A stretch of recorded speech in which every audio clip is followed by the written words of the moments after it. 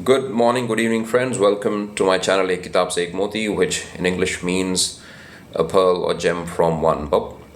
Today I'm going to read a few passages of verses from a book on which I have already made a video. Now, when I say that, let me clarify this thing.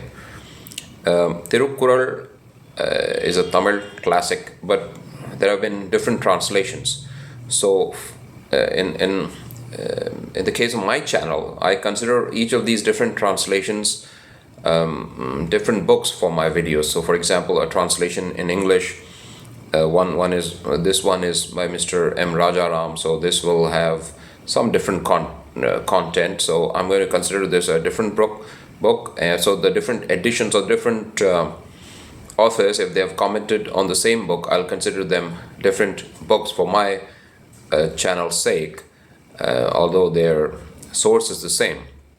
But then different people have different ways of interpreting certain verses, so I will consider this a different book. Similarly, for example, the Tulsidas of Ramcharitmanas, right? It has been commented upon and it has been translated by different authors.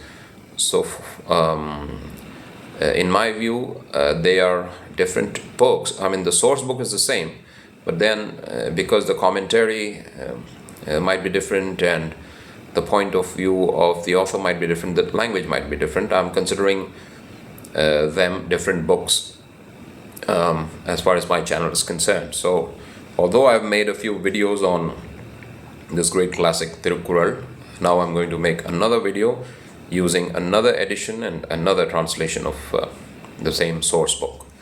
So this book is Thirukkural, Pearls of Inspiration. That's the subtitle, and this has been translated by Mr. M. Rajaram, and there is some introductory comments from Dr. APJ Abdul Kalam as well. And this was published when he was alive. Our former president was alive at that time, so it was written there. As I've said in some of my videos, Dr. APJ Abdul Kalam used to derive a lot of inspiration from the Thirukkural, and I have also read it, and in many situations it has helped me, because all of us are in need of some wisdom or some kind of guidance in times of trouble, or when we are not sure how to handle the situation that's ahead of us. So in those moments, these books act like torches or lamps for our to guide us in the right direction. So we all can make use of these lamps, as I made one of my videos on the book Light from Many Lamps. So these are just different sources of light and wisdom, and we can benefit from them. But as I have been saying, it doesn't mean we don't use our own intellect. So, but our intellect and intelligence, I think we need some source to activate them and ignite them. That is our intellect and wisdom and thinking capacity. They need some kind of ignition. To support my point, I'll mention this. Newton had read most of the books that had been written before him. I think Kepler's books, the books of Copernicus, Galileo's books, Euclid's books. So can we say that he came up with all these laws of gravitation without having read those books? I don't think so. So they were the products of his mind, but his mind worked on certain some data, some information that he acquired from books or from others. Similarly, Einstein. I mean, he derived a lot of information from the books that had been written before him. In fact, Einstein took the help of his mathematics teacher as well. I think Minkowski, if I'm not wrong, Minkowski was his teacher. So he took his help, and even some of the other leading mathematicians. He used the, I think, tensor calculus. I'm not sure. Whether I'm using the right term, but Claude Lévi-Civita, or again, these are European names of which I'm not sure. I'm not sure what's the right pronunciation. So Claude Lévi-Civita, I think. Riemann, it's a German name. So Bernhard Riemann, he read his geometry. So we need some piece of information or some kind of intellectual source to activate our brains. Yes, I mean, we can look at nature and we can do our own analysis, but even the language that we are using, we have received from others. We have received them from our ancestors. And even the mathematical symbols that we might use to do some mathematical thinking, we have received from others. Logical, even the logical concepts of, premise and conclusion and so on, these are received. So what I'm trying to say is many of the mental processes that we use to think, these also, we have received from our ancestors because, sorry.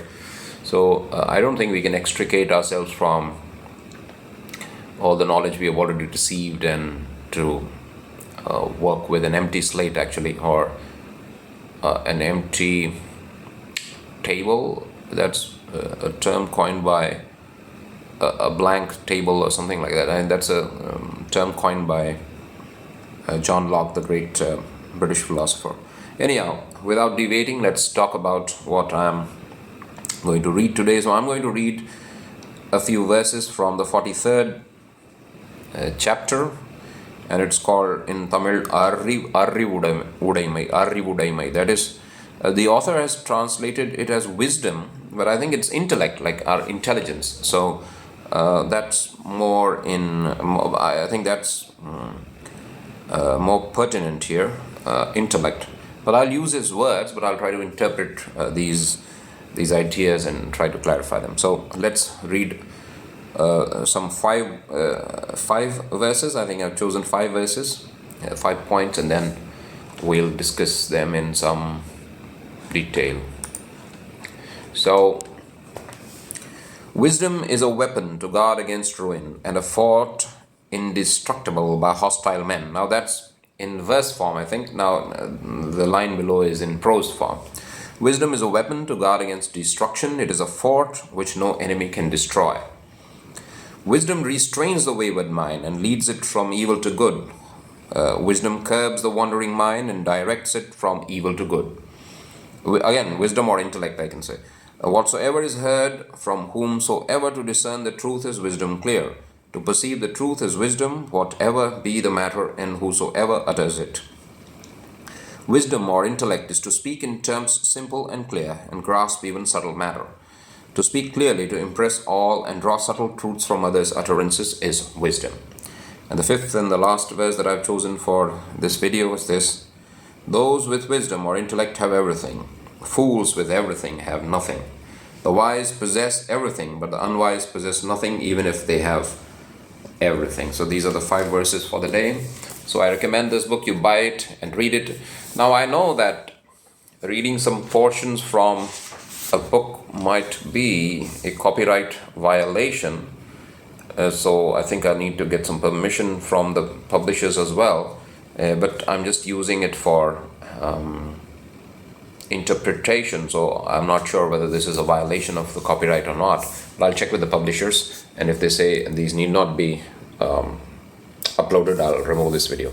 But anyhow, so let me now talk about these 5 points that the author has gathered from these 5 verses, and let's discuss what the intellect is and how we can use them in order to improve our situation and to lead a better life. So the first thing that we saw is it's a weapon that guards against destruction, and it's like a fort that prevents us from our enemies. So let's just deliberate on these and think about these concepts. So it's a weapon that guards against destruction. It's a weapon because it protects you from misusing your resources. So the resources that God has given us, the body, the mind, the speech, and intellect in itself is a resource.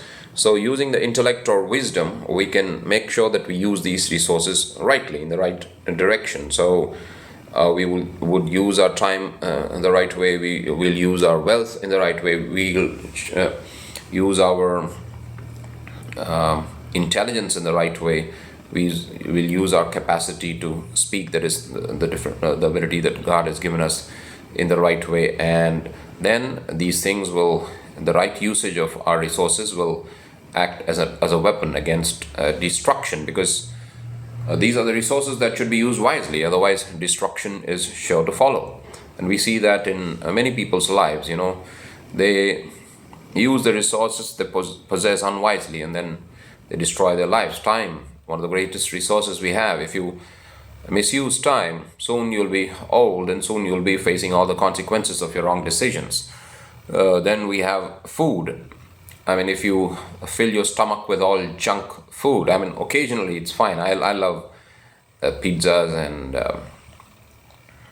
and KFC, dishes, or what do you call them, like their cuisine and so on, and McDonald's. But yeah, junk food occasionally is fine. Otherwise, if we fill our body with these things too often, then we might harm our body. So that's also a misuse of the resources God has given us.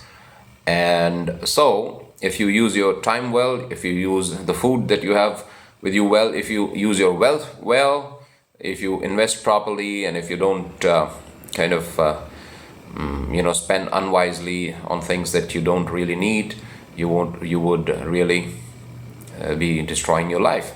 So you need to take care of your resources: time, money, food, and then whatever other resources you possess. For example, I have a lot of books. If I don't read them, or if I just keep reading them and I don't apply them, that's also a misuse of my resources. So intellect or wisdom allows you to use your resources correctly, and so that you guard yourself against destruction. It acts as a fort against enemies, because enemies, in a sense, the problems and difficulties that you're going to face. So a man of intellect can foresee certain problems that might attack them, and so they take care of themselves, so that they have some reserves that might help them in their time of need. Let's look at the second point. Restrains the mind and directs it from evil to good. So a wise person, or a man of intelligence, has the ability to guide the mind in the right direction. So for example, mind is very fickle, right? I mean, it usually tends to, by default, go to things that are harmful for us. So instead of, let's say there is a worrying situation. Let's say Mr. X is in debt, or Mr. A is in debt. So if Mr. A is not using his or her intellect, then he might let the mind think of all the difficulties that lie ahead, and all the problems he or she might face with the creditors. So he might imagine all the problems that might come in the days to come, or in the months to come. So that's a foolish way of using our brains and intelligence, right? Mind.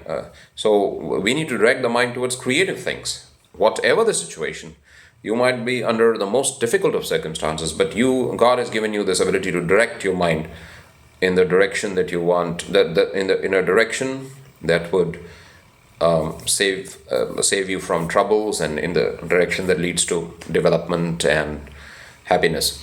For example, I'm reminded of the story of Viktor Frankl, who was confined to the concentration camps during the Second World War in Hitler's Germany. So he lost all his possessions. I think he lost his family members, he lost his maybe property, and he lost his health, and he was just confined to his own thoughts and his own physical body. And there was torture, there was hard work, there was unending difficulties that he was facing: daily starvation, and facing people when they were together in a concentration camp and everyone was hungry and the food was limited. Then he witnessed human compassion, that was a good side, but he also witnessed human cruelty and disregard for others that sometimes in difficult situations we may see. Human beings just worrying about themselves and not worrying about others, forgetting these basic courtesies that we need to follow as human beings. So despite being in those situations, he was able to use his mind creatively.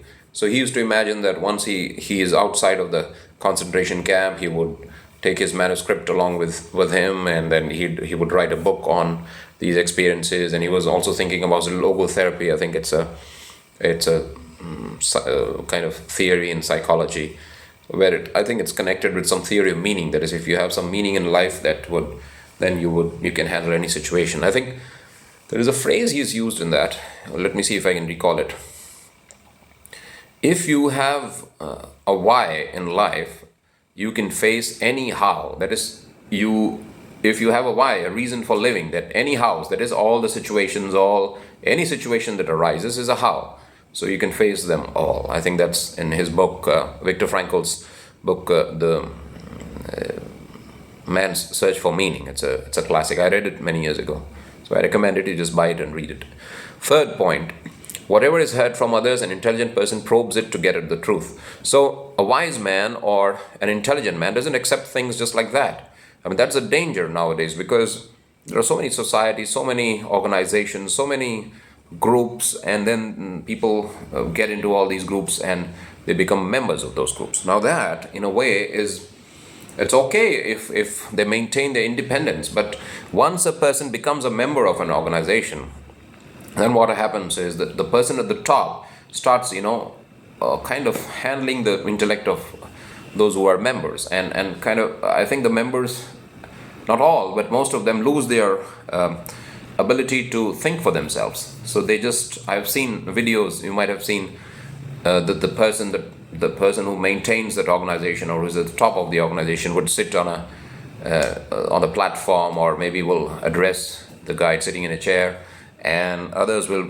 just nod their heads and listening to the fellow, and others would just laugh whenever they cut a joke or crack a joke, whenever they tell a joke, although the joke might be nonsense, and they would laugh, and they would just clap at things that seem nonsensical.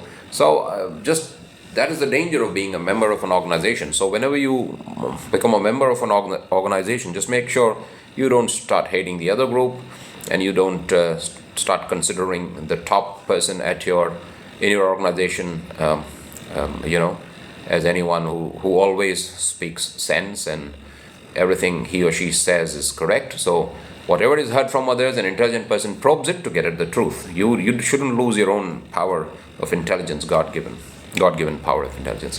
Fourth point, expressing clearly and understanding subtle truths in others' utterances. So a wise man expresses himself or herself clearly, doesn't try to deceive the audience by saying things that he or she himself doesn't understand. So he or she should have the ability to put across the point in clear words, simple, clear words.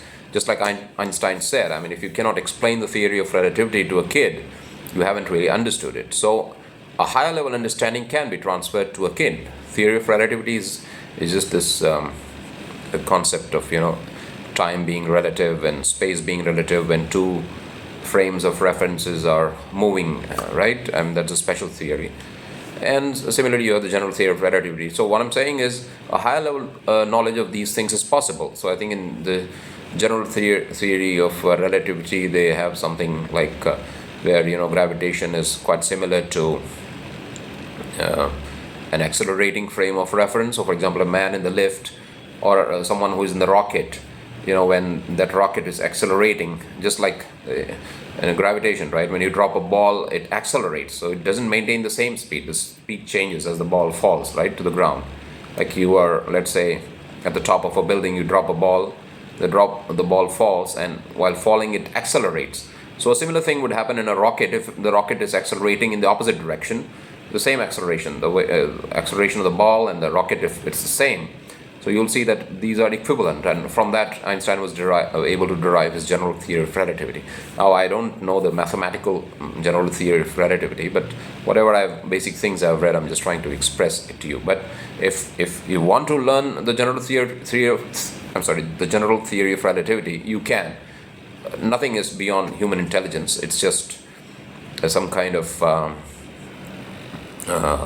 people try to demotivate us or kind of scare us from learning these things, but it's all possible. It's all easy for any intellect, actually. I don't think it's beyond anyone.